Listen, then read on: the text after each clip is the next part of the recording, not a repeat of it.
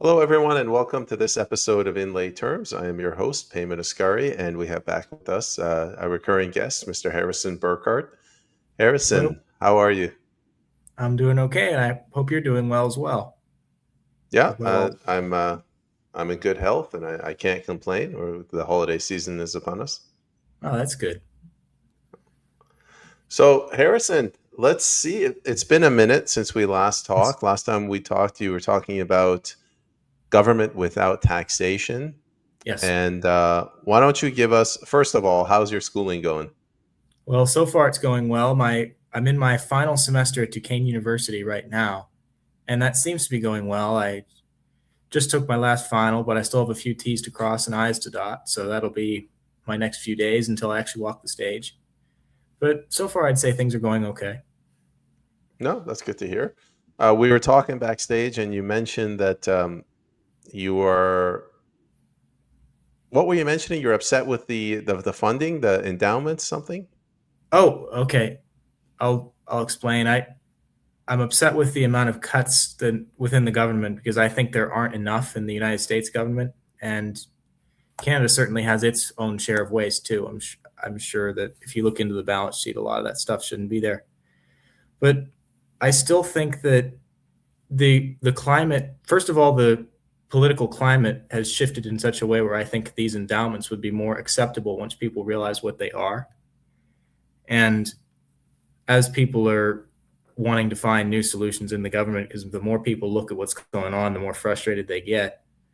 These endowments could offer a great plan in a way where take power, they take the power away from government to increase the budget or to allocate resources to places they shouldn't be allocated, because it would all be set in advance in a transparent endowment fund. So that I think the climate is here, and I think the more frustrated people get with the current system, and the more developed this new system becomes, the more accepting people will be of it. For the audience, maybe they don't fully understand what an endowment is. Gladly. It's basically the donations over the years to the universities, and it's tax free. Is that what it is? Uh, yeah. So endowment, it's a structure within charities where donations are put into a fund, and instead of all that money being spent at once, that money is invested into a plan, and then there's a dividend that the charity gets every year to actually spend, and the endowment is money that they just have. And the fund would be these funds within the government, they would be structured kind of like this, because there'd be no taxes and it would be a very similar structure. And then it would also mimic retirement accounts, which I have a finance background, so I understand not everyone watching would, so I'll explain what that is. A retirement account a lot is when the money you've accumulated over the years, let's say it's $1 million for simplicity's sake, you put that into a retirement fund, and within the current market, the growth would be 10% a year. That's what's accepted. And say you withdrew 4%. So in theory, you'd be gaining money every year despite living off of that 40,000. And that's essentially how these funds would be structured. Say it takes $100 million a year to maintain something essential. You could, instead of raising that money every year, you could take, let's call it $5 billion. You could put it into an endowment fund like that, and then withdrawal rate of 4%, and then you can calculate the withdrawal rate out to get the money that you need every year.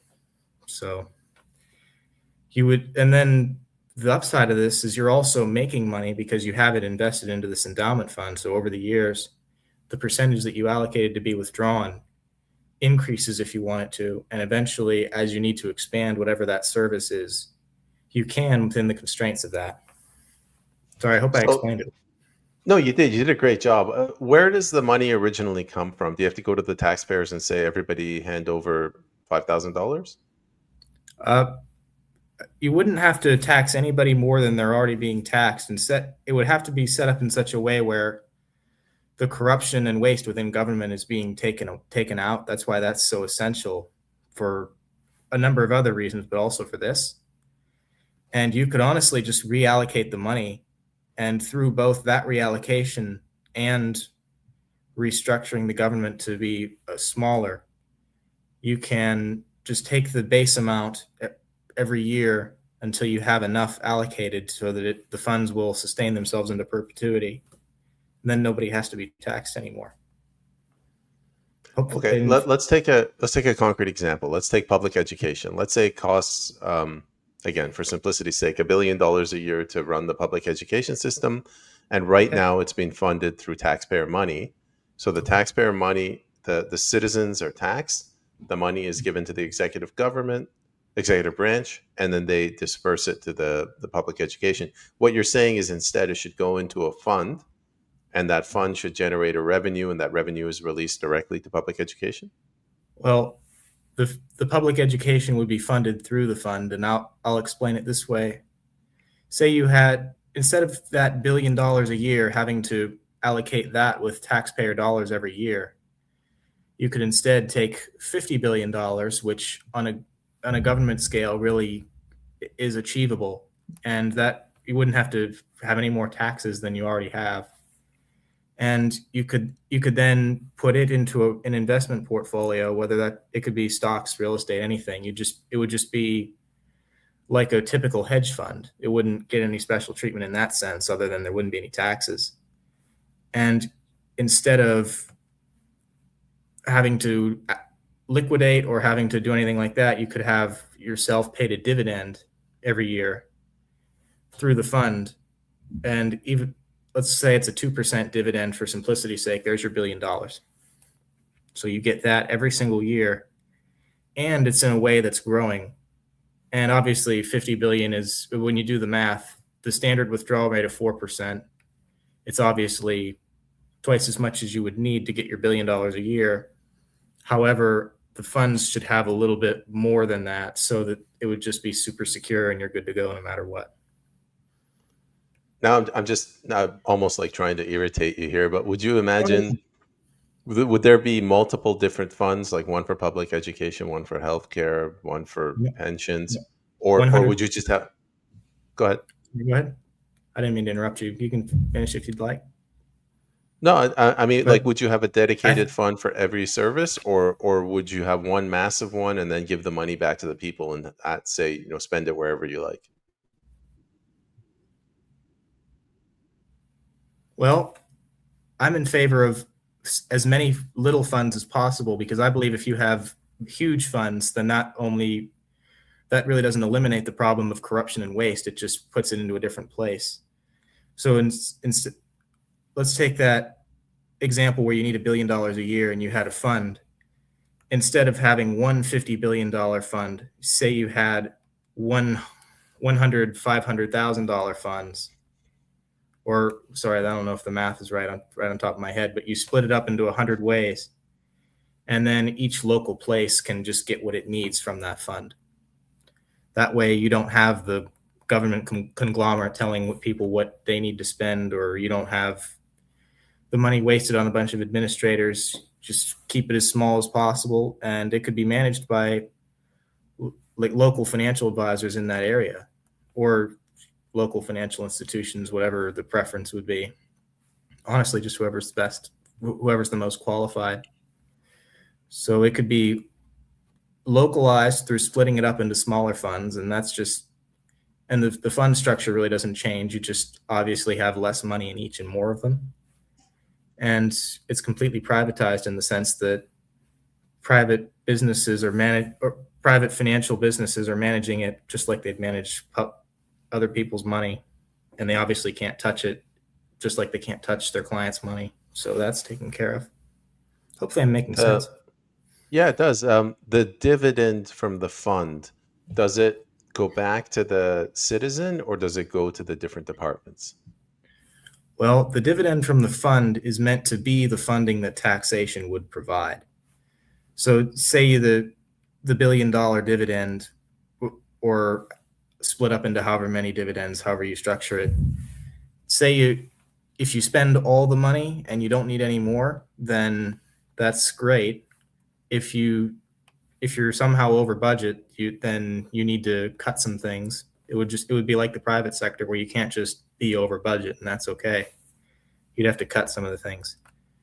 And then if you're under budget, the money could then just be reinvested into the fund so that next year the fund would grow even further. Hopefully that answers your question. If not, I can try again. I'm just trying to get you, in your opinion, like what do you think would be better if the purpose of the fund was to fund the service, or is the purpose of the fund to provide a dividend to the citizen and then entrust the citizen to make their own decisions? Either way is fine. Mm, Honestly, I think later on you could have multiple funds doing both. But early on, I think the fund should just provide the service because if you're not taxing anybody, then and you're not giving it or you're not assigning a bunch of other fees, then that is already paying the would be taxpayer. So it's better to just have those essential services available. When I say essential, I mean like truly essential, like actual roads and hospitals and such. Then just having those funded into perpetuity is better for them, in my opinion. So I'd say the purpose of the dividend should be to fund the services. It almost sounds like the fund, the government then becomes the bank. So the people give like the initial seed investment, and then the government would give out loans, right? Like the fund. This is what a bank does when you have a fund or a fund manager. They take your money and they invest it in other companies and initiatives. Is that accurate? I can see what you're saying. I mean, I'm sure there could be programs set up in that way where people who want this could give the initial seed capital and earn a earn a little bit of repayment because the fund would obviously make money.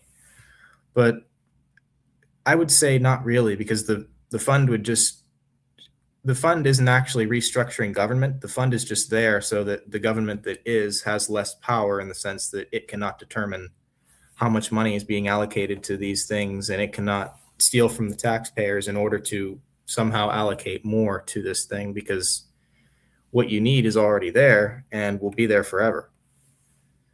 So it has less to do with reshaping government and more to do with giving the government that does exist less power through transferring the power to the citizens through the fact that there's a fund that can never be touched and just funds it. But I suppose there could be ways to do that in the future where that's how you raise the money. People could give the initial seed and then they get it back plus a few percentage points. Obviously, the fund would have to keep some, but the people could make some money doing that. But no, it has nothing to do with actually restructuring the government. So the questions I'm asking, I'm not pushing back. No, no, I'm interested. Um, that's okay. this fund, would it fall under the executive branch, the legislative, or are you imagining it's fully independent? Um, I suppose there could be say in where the fund is in where the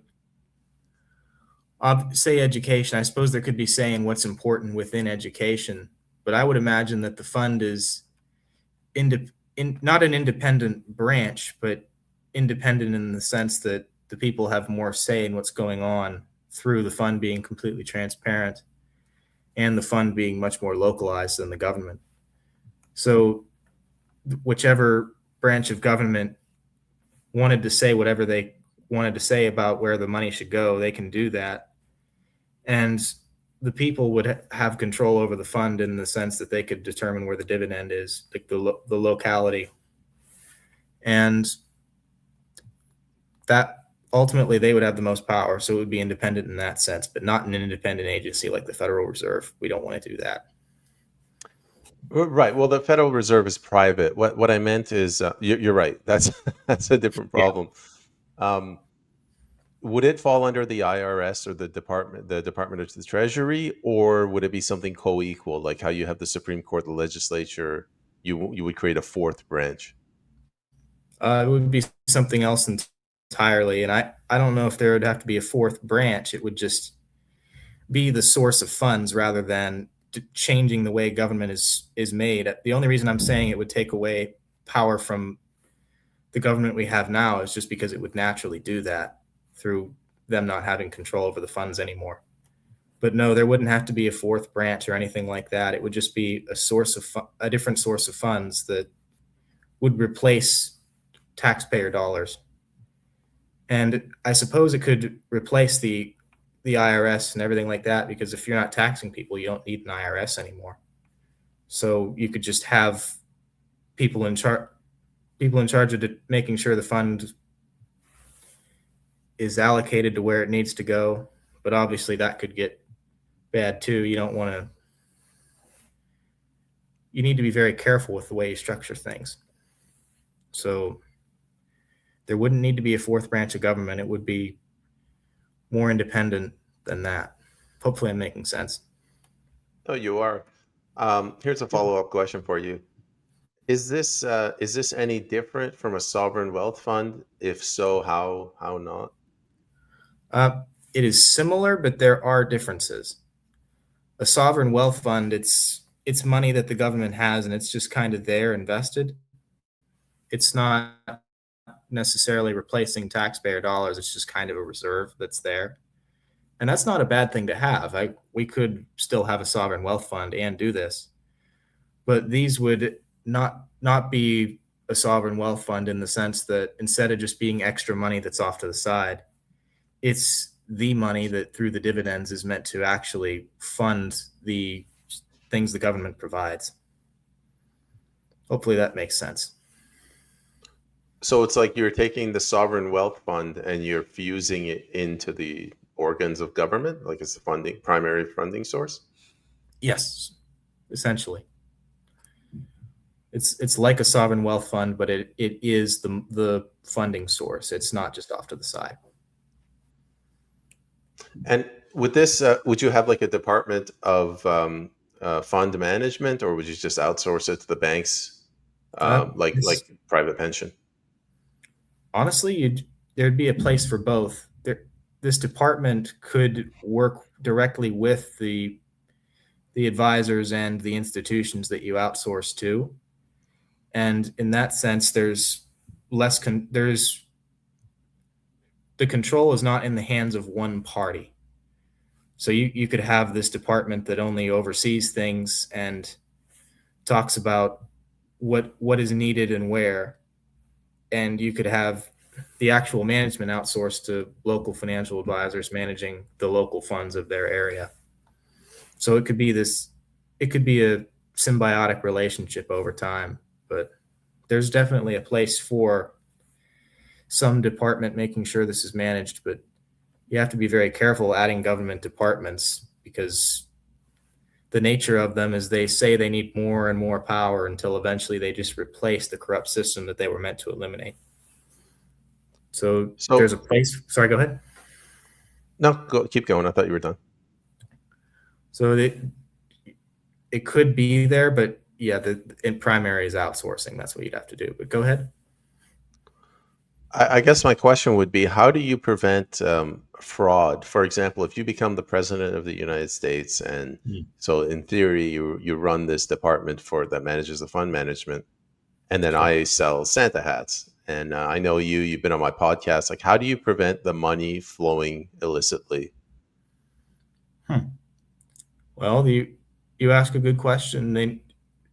That's why I'd say this should be outsourced to a lot of financial advisors and financial institutions because there is already so much scrutiny within that industry that the advisor literally cannot touch a penny with the exception of the 1% standard fee that he takes. So that you could eliminate the problem in that sense. And also, if the government really doesn't have much power or much access to the actual structure of the fund itself and the dividends, you'd have to see exactly what goes where because the accounts could be set up in a way where those managing it absolutely need to see what's going on, and it would need to be completely transparent. That's part of it. So it would be complex, but it is achievable through making sure that it's regulated through what's already in the financial industry, keeping it transparent so that people can see it, and making sure that no matter what's going on, how the dividend payments are spent needs so many receipts that there's just no way to have corruption within this system. And Hopefully that I'm makes sense. guessing the primary motivation for where to invest the funds would be profit. So wherever, whether it's I don't know, Nvidia or gold or oil, whatever generates the most profit, that's where you would invest. Yes. So that it wouldn't be, hey, invest in my company or corrupt in that sense. It would just be whoever's the most profitable, no matter who's running that thing or what's going on. And obviously, you'd have to be, and if you'd have to be careful with people's money, you can't just gamble it on super risky stuff. But yes, profit would be the primary motive Okay. for the. Here's another tough question. Well, I don't know, you're a smart guy, but it's tough for me. How would you ease into this? So let's say let's go back to public education. You're Right. taxing people a round number, $100 billion, and you're paying 100 billion for public education. Would you say, all right, the first year we're going to tax people $101 billion, and we're going to give 100 billion to the education system, but 1 billion we're going to start investing in the fund? Like, would you ease into that transition, or would the government print $1 billion and put it in the fund? Well, I suppose there would be easing, but not in the sense of taxing people more. The first step would be to determine how much of that $100 billion is actually necessary. Because you and I both know there's so much bloat within the current education system of both America and Canada that we could probably eliminate 30% of the education budget without really, I don't want to say without really trying, but it would be very easy to do that. How many administrators are really necessary? How many teachers are really doing the best they can do? And you could just go down the list in that way. So let's say you were able to take that $100 billion budget and you decreased it so much that now you only have to spend $50 billion to get a leaned out version of that education system. What I'm suggesting is we don't just stop allocating $100 billion right away. We instead take that 50 billion we're now saving and or that and we slowly invest it into the fund. Sorry, I might have been a little inconsistent with my numbers there, but I hope the concept is making sense. So you cut the fat, and then instead of reallocating right away, you take the difference and you slowly invest it into the fund until you have enough money. So like Doge 2.0. Sort of, yeah. It's like what Doge is trying to cut out the waste, and then Doge 2.0 would build these funds so that the money spent on these things for all the money spent on these things in the future would essentially be zero or net zero. Hopefully, I'm making I sense. guess no, you are, but this might be going off track. But what do you think happened with Doge? Because I was really excited looking into the U.S. Starting in January, and then they just sidelined Musk. I don't know. I honestly have no idea what's going on there. I mean, I hope Elon meant what he was saying as far as cutting waste, and I hope Trump meant what he was saying as far as just letting that happen. But what's going on in the government right now, I wish I had any idea. I hope this administration is the one to actually do it. And if not, we need to focus on the future and find an administration that actually will. Because with Trump getting so many electoral votes in the last election and campaigning on a lot of this stuff, we've proven that the people will actually want it. So over time, we just need to find people who will actually do it. I hope these are the people, but something I am aware of, Elon was a partial employee and he just ran out of days he's able to work. They'll be reset next year. So next month. And I suppose he could work 2 or 3 days a week, and those days would last all year, which would just mean he could serve out eternity in that role. So with obviously not eternity, but you know what I mean. I hope next year I'm correct in the prediction that he's going to come back and he's just going to work part-time so he doesn't waste his days. Because those first few months, he had to go in there and actually establish the department. Now he doesn't have to do that. So hopefully in 2026 things resume. That's really all I have to say about that. I heard that the reason that they got rid of him is because Elon threatened to audit the Federal Reserve. They're like, gotta get this Oh, guy out now. yeah, that's not good. That would be bad. Well, it would be very good for us, but it would be very bad for the Federal Reserve, which should probably just get disbanded at this point. But that's a whole other reason they don't want it audited. So that's kind of leading into my, I guess, my final question. How would this threaten the monopoly? First of all, what is the Federal Reserve for the layperson, and what impact would your suggestion have on it? Reserve, it's it is centralized. I know our monetary system that they issue the currency. They can just print as much as they want since there's no gold standard. They determine what's going on in the economy, like in the sense that interest rates, they essentially just control everything from their ivory tower instead of it being localized. And once you get into the specifics of that, it can get a little more complex, but that's essentially what's going on with the Federal Reserve is they control the American economy. And the way that was able to happen is they did it through taking advantage of crises. For example, the Great Depression, which I believe was the market was manipulated in such a way where it could result in the Great Depression. That's when a lot of these things started happening. It was in the early 1930s as a result of the Depression. So the market was manipulated. The people thought it just happened, so they were afraid, and that then the Federal Reserve could come in, and the Federal Reserve has been in power ever since. So, I mean, you could say that if you had this sort of wealth fund, it would threaten the Federal Reserve's power because they can't create these crises. They can't control the money supply as well. Yes, yes, absolutely. Because the wealth fund, there would be certain rules to the wealth fund. One of them being that the principal can never be withdrawn, and the way you get the dividend is if the fund is profitable, then you get your dividend, and some could be left liquid so that only the dividend could be taken out. But you never touch the principal; you only touch the dividend. And why that's essential? You can't have the equivalent of whatever the Federal Reserve would be, just selling everything in the fund to crash the market, getting the people scared, and then creating another Federal Reserve.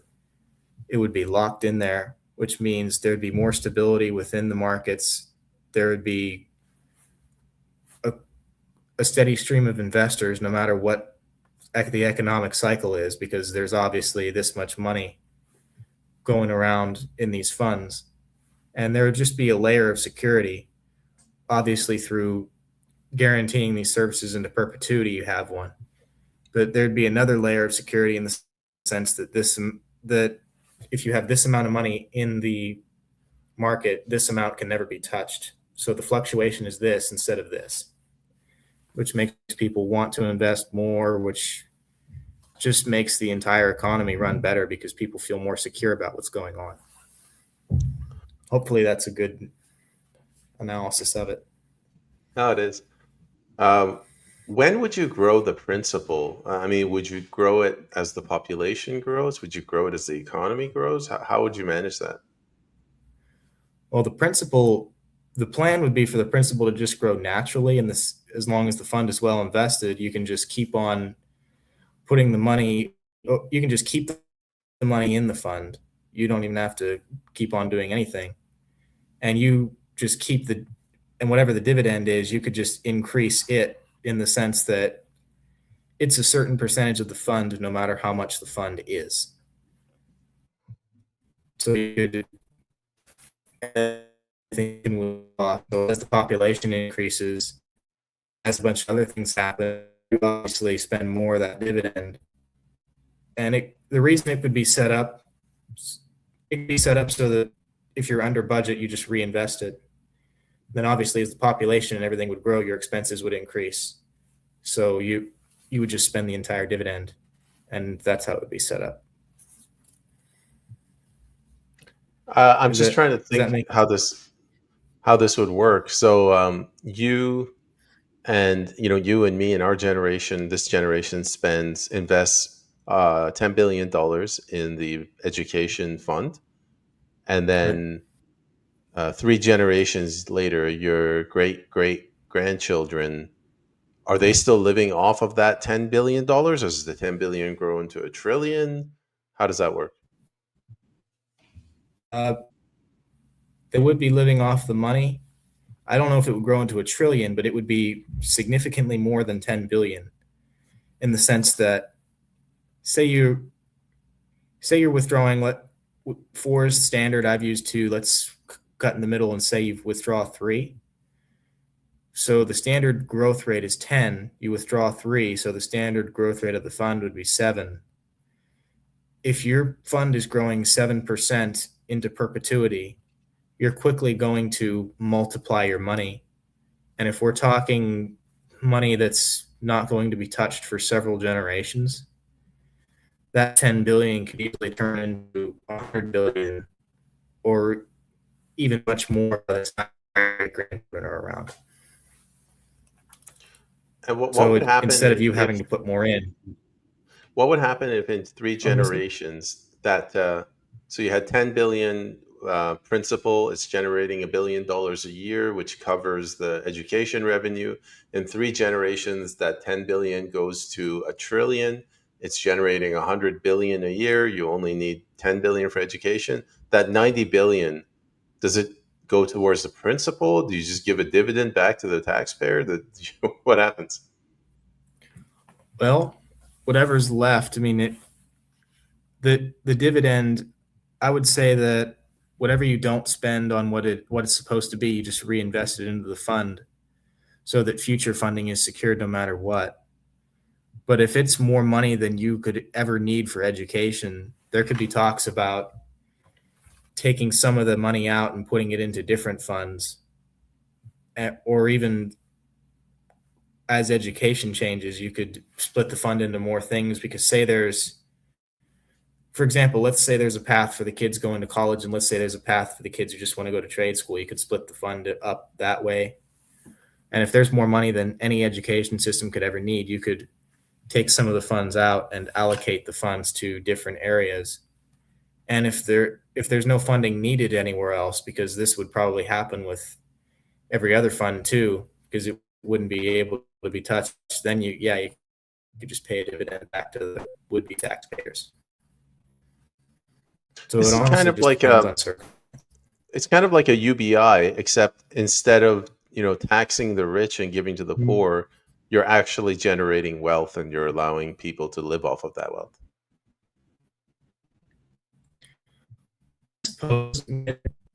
I'd say it's different in the sense that you're not just getting this money allocated for a specific service, and as a would-be taxpayer, you own that service and have some rights to it. And then the dividends, I would say that doesn't really have much to do with a UBI because they're really not guaranteed. They would be meant to be something else. Like they're just there if you get them. It's like any investing into any corporation. So I suppose you, in a practical sense, yeah, you'd be able to enrich people this with excess funds, but that really wouldn't be the primary purpose of anything. Where a UBI just takes funds and redistributes them. This would just take excess funds and pay dividends to the people that would be paying into the service. It's like a reward for them doing this. Sorry, I hope I'm making sense. No, you are. I'm just thinking, like, in practical terms, we are redesigning the funding mechanism of government from being one where the taxpayers fund government to one where the economy, the transactions, the commodities, Yes. that's what funds it, and as long as that's growing, then this model will function.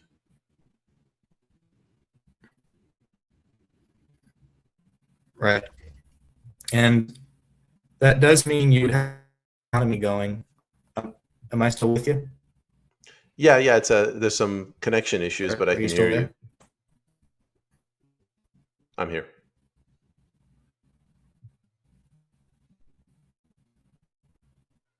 Uh, I think we've Harrison. lost connection. Yes, Yeah, there's some I connection issues. Can you I'm hear still me? here. Oh, okay.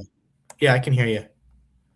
I'm not sure what's going on. I've got Wi-Fi and everything, but It could be from my end. It's windy I over here. this just happens sometimes. Oh, okay. Yeah, and our weather isn't perfect either. We just got some snow. But Fun. yeah, this but where were we before? I guess we have connection issues, so we can end it. But the last question was, we're changing the funding mechanism from being from the taxpayers to being from the economy and the growth of the economy. Hmm. Yes, you would. And the way you I'm sure some people are going to be worried about that because how do we know the economy is going to keep going? And the way to do that, we honestly just have to leave people alone and let them live their lives. And what do I mean by that? If people aren't being taxed, then they have more disposable income, so they might have to eat, they might buy a car, they might upgrade their house, whatever it is. Just natural things would boost the economy that way. And you have like this, and obviously you have to have a government that doesn't regulate everything. That's a whole other issue. But you could just have a government that provide by just providing this at no real expense to the taxpayer. Then you're just enriching your citizens and you're keeping the economy vibrant in that way. So these funds, they would create the economic stimulation that they would need to actually do what they need to do. But yes, that's essentially what it is. All right, Harrison, I'm all out of questions, and we're having some connection issues. So Yeah, that's not I good. guess, yeah, no, it's okay. We can end it. I mean, we've gone Of almost course. 40 minutes, and it was rapid fire. You answered a lot of questions. Thank Do you. you Yeah, do you want to maybe let the audience know where they can follow you? sure. Well, you can follow me on X. My handle's right down there. And I also have Instagram. I rarely post on Instagram, but my account does exist. Just look up Harrison Burckart and you'll find me.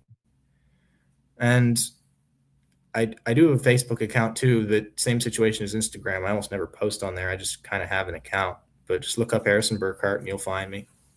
So those are the only real places. And I talk a lot about this with my upcoming graduation after I cross my T's. I'll be talking a lot more about this. So it's definitely something worth following me to see. And I'm I'd love to see this goes. Yeah, stick around with me. There's my handle there, and hopefully I'll be back on here. That's up to payment. And here we are.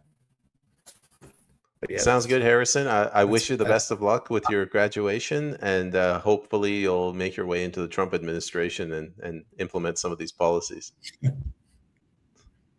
Thank you. I appreciate that, and I hope to talk to you again soon.